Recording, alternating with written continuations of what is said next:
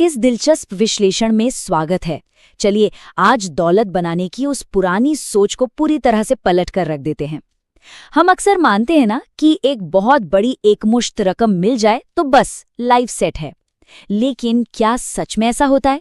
चलिए पैसे के इस इल्यूजन यानी भ्रम को थोड़ा करीब से समझते हैं। अब हमारे सामने एक बहुत ही क्लासिक, एकदम दिमाग घुमा देने वाला सवाल है। मान लीजिए दो रास्ते हैं। पहला, आज अभी एक बहुत बड़ा लमसम यानी एक मुश्त पैसा मिल जाए, या फिर दूसरा रास्ता, पूरी जिंदगी भर के लिए हर महीने एकदम पक्के तौर पर 1 लाख रुपए मिलते रहें। हम में से कोई भी इस चॉइस पर आकर ठिठक जाएगा, है ना? इंसानी फितरत तो यही है कि वो तुरंत मिलने वाले उस बड़े से अमाउंट की तरफ ही भागती है। कोई बड़ा पैसा किसे बुरा लगता है?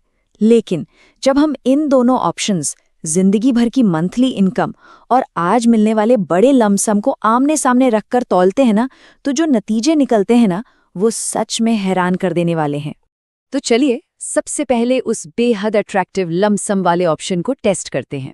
मान लेते हैं कि एक बड़ी रकम हाथ लग गई है। अब इसे तिजोरी में तो रखेंगे नहीं, इसे अगले 30 सालों के लिए इन्वेस्ट कर दिया जाता है। देखते हैं कि टाइम और मार्केट मिलकर इस पैसे के साथ क्या कमाल करते हैं। 30 साल, ये कोई छोटा टाइम नहीं होता। दुनिया बदल जाती है इतने वक्त में। लेकिन इस पैसे को बिना छुए, बिना डिस्टर्ब किए पूरे 30 साल के लिए लॉक कर दिया गया है। और यहीं पर एंट्री होती है दुनिया के 8वें अजूबे की। जी हाँ, कंपाउंडिंग की। ये लॉन्ग टर्म वेल्थ क्रिएशन का एकदम परफेक्ट फॉर्मूला लगता है। और अब 30 साल बाद का फाइनल फिगर, अगर हम इसका हिसाब लगाएं तो ये अमाउंट बनता है पूरे 9 करोड़ रुपए। जी हाँ, 9 करोड़। एक ऐसा नंबर जो किसी के लिए भी फाइनेंशियल फ्रीडम का अल्टीमेट गोल हो सकता है। मतलब एक बड़ा इन्वेस्टमेंट और लाइफ भर की टेंशन खत्म। ये सच में एक बहुत ही शानदार मुकाम मालूम होता है। लेकिन असली गेम तो अब शुरू होता है। चलिए अब दूसरे ऑप्शन की तरफ मुड़ते हैं, जहां हर महीने 1 लाख रुपए आ रहे हैं। यहाँ शुरुआत में कोई 9 करोड़ जैसी बड़ी रकम नहीं है, बस हर महीने की एक फिक्स्ड इनकम है। पर यहाँ हम एक गजब की स्ट्रैटेजी लगा रहे हैं, एक कमाल का डिसिप्लिन। स्ट्रैटेजी बहुत ही सिंपल और शानदार है। 50-50 रूल। इस 1 लाख रुपए के 2 हिस्से कर दिए गए हैं। पहले 50,000 पूरी तरह से लाइफ को एंजॉय करने के लिए, मस्ती, शौक और एक बढ़िया लाइफस्टाइल पर खर्च। और बाकी के 50,000 उन्हें बिना किसी बहाने के पूरी ईमानदारी के साथ हर महीने इन्वेस्ट किया जा रहा है। इसमें सबसे क्रिटिकल पार्ट है कंसिस्टेंसी।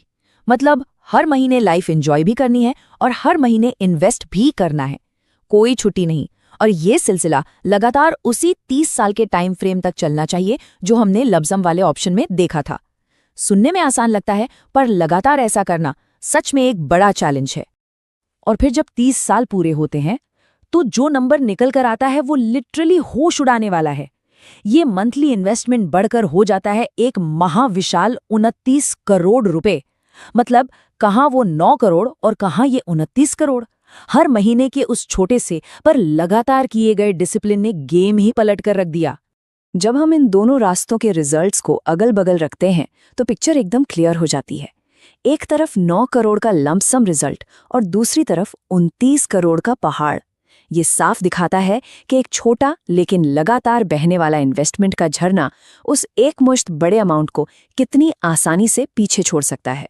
इस पूरी चर्चा का सबसे बड़ा टेक अवे बस इसी एक लाइन में है। सबसे बड़ा अमाउंट हमेशा सबसे अच्छा नहीं होता।